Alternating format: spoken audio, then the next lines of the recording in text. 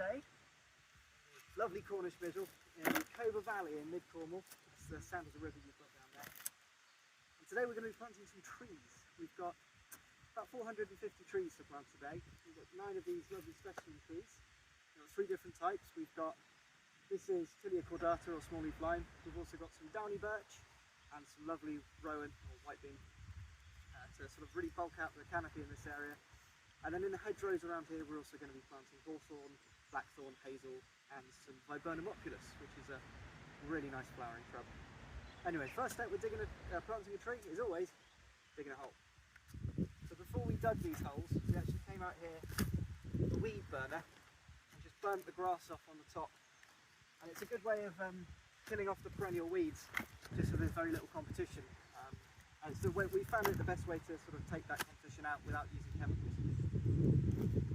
So these trees here, they're bare root, and you can see the line where it's been in the soil before.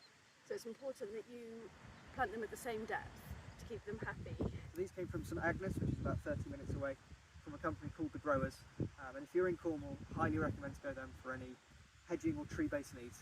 Friendly Especially people. at the moment because of the grant. Very good, yeah. Forests for Cornwall at the moment are offering grants for people planting hedgerows. So our client that we're doing this for actually doesn't have to pay any money for this. This is all going to come out of the Forest for Cornwall grant.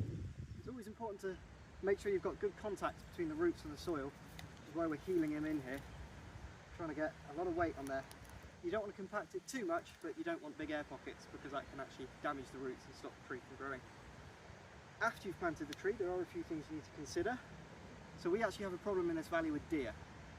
We've got a population of about 6 roe deer in the woods behind us.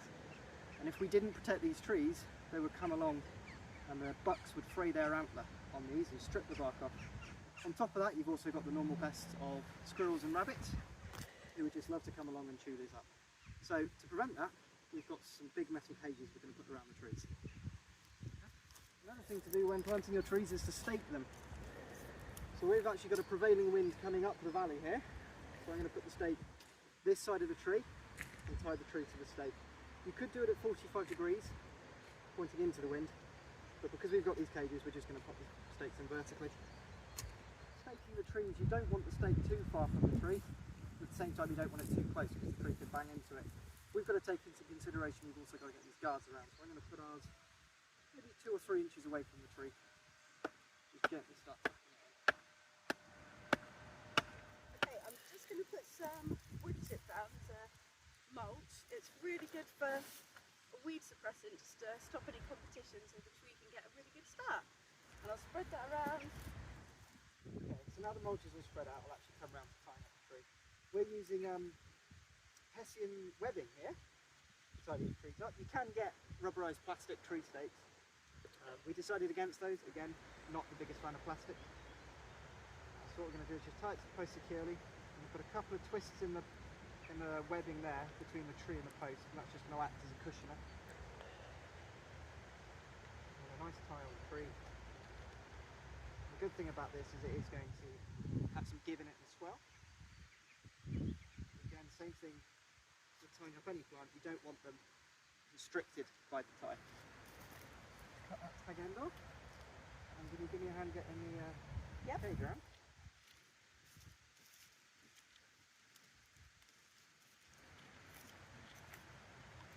So quite fortunate with the drizzle today because it's meant that the roots aren't going to dry out.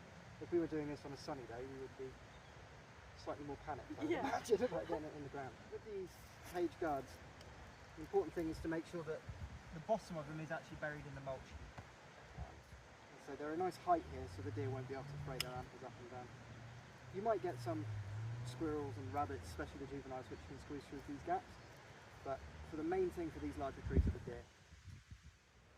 So that's this one in, and the guard's placed.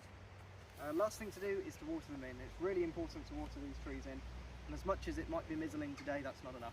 So we're going to drag a hose pipe down here at the end of the day when they're all done and water the whole lot in.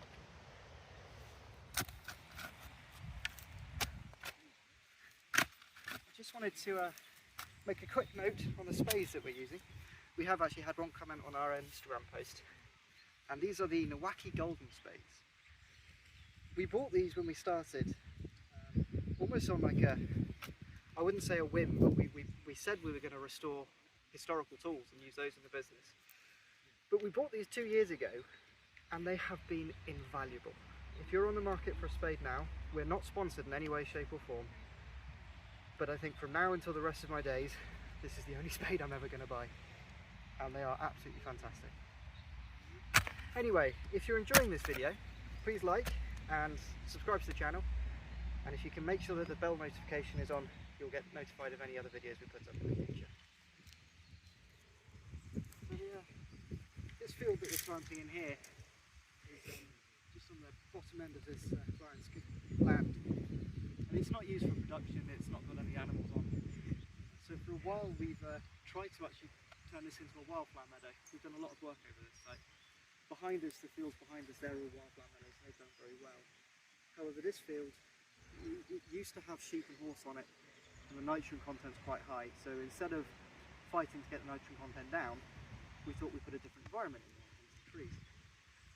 You'll also notice along the hedgerows around here we have burnt strips along there.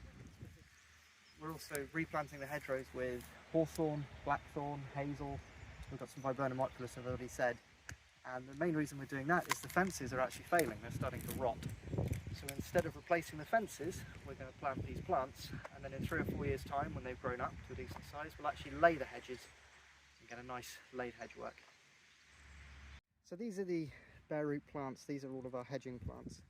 And we've also got, in those bags over there, we've got some sweet chestnut and some oak to go in as well, just to bulk out the woodland. But this is what the bare root look like. So they come in bundles of 25. You see they're just year-old whips. And again with these, it's the same principle, planting up to the soil line on the plant where they were in the ground previously. So these ones here, these are blackthorn, and those ones over there are hawthorn. And it's always advisable when working with these plants to wear thick leather gloves, because those thorns, if they go in your hand, will really hurt. Over here we've enlisted some helpers today. We've got a Mama and Dada Wild.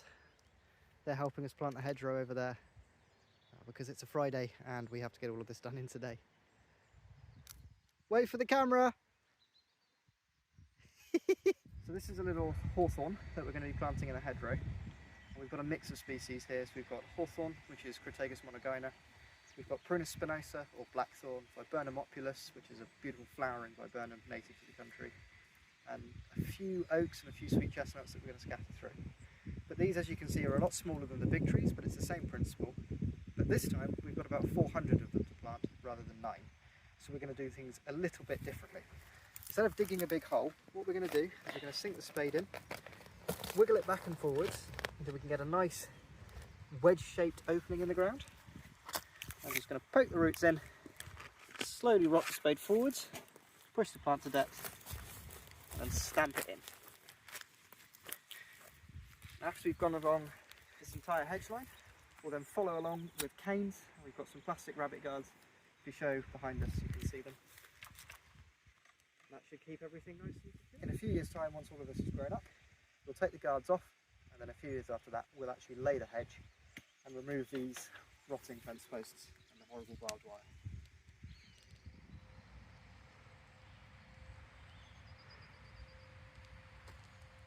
So, end of the day, it's been a long day, but we've managed to get it all in. So we've just packed up all the stuff behind us, but field is now peppered with plantings. So yeah, the big specimen trees are all in, and then in the tree guards you can see those are the remainders of the oak and the sweet chestnut, and anything left from the hedging that we didn't use. Yeah, we've got a few more guards to put in, but all of the hedgerows up here are now done, and all the way up to the top of the field. So we'll finish packing up. I think we're going and have a well-deserved cup of tea, and we'll follow back in later in the year. Thanks for watching. See you next time.